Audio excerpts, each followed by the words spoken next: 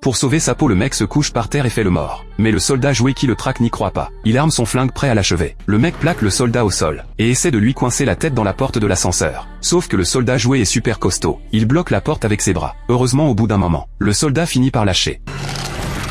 Jacques croit que c'est terminé, quand un bip-bip sort du corps du soldat. En ouvrant son sac à dos, il découvre une micro-bombe à l'intérieur. Si Jacques se fait traquer par des soldats jouets, c'est parce qu'il y a quelques jours, il a buté le patron de l'usine de jouets, et tous les jouets ont vu la scène. Pour venger leur maître, ils se sont déguisés en colis livrés chez Jacques. Par instinct de tueur, Jacques ouvre l'emballage avec précaution. Une fois sûr qu'il n'y a aucun danger, il ouvre la boîte avec les mains, et dedans il y a un tas de soldats jouets. Au début, Jacques s'en fiche complètement. Il pose les jouets et va à la cuisine. Se prend un verre tranquille, sans se douter que la catastrophe arrive. La seconde d'après, un gros bruit vient de la cuisine. Les soldats jouets sont tous par terre. Jacques s'approche doucement pour voir. En arrivant près de la boîte, il découvre que les soldats ont disparu, avant qu'il comprenne ce qui se passe. Une douleur vive lui traverse le pied. Une baïonnette miniature s'est plantée dedans. Puis du bruit vient de sous le canapé. Il se met à plat ventre pour regarder. Et là, une pluie de balles lui arrive dessus.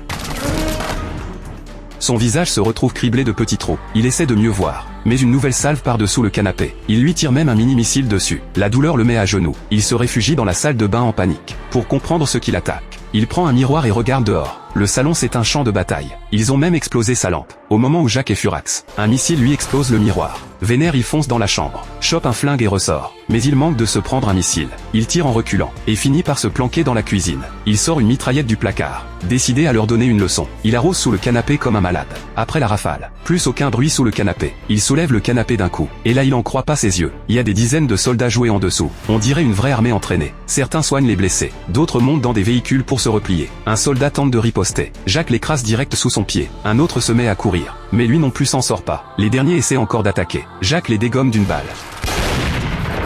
Au moment où il se croit victorieux, 3 hélicoptères de combat foncent sur lui et tirent un missile.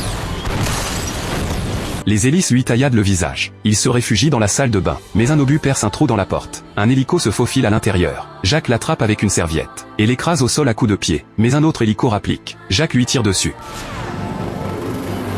En se retournant, il voit que le jouet bouge encore. Du coup, il le balance dans les toilettes et tire la chasse. Comme ça bouge encore là-dedans, il balance le sèche-cheveux dans la cuvette. Après une gerbe d'étincelles, le soldat jouet bouge enfin plus.